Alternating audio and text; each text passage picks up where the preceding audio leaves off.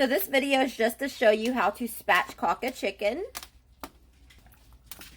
So go ahead and get your bird. You can use any bird, but these little babies, they work so perfectly.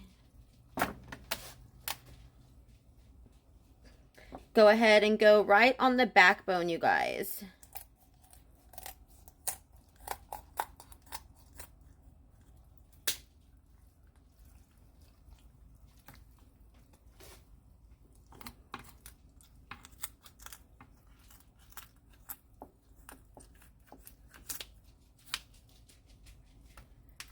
And then you're just going to cut right into this cartilage here.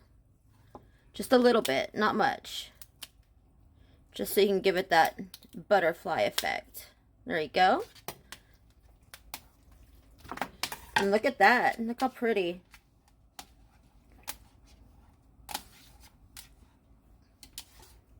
And if you want to, you can always tuck the wings in the back like this to give it a more elegant look for your barbecue.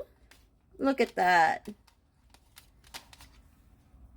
Anyways, there you go. I hope you enjoyed the video. Have a good day.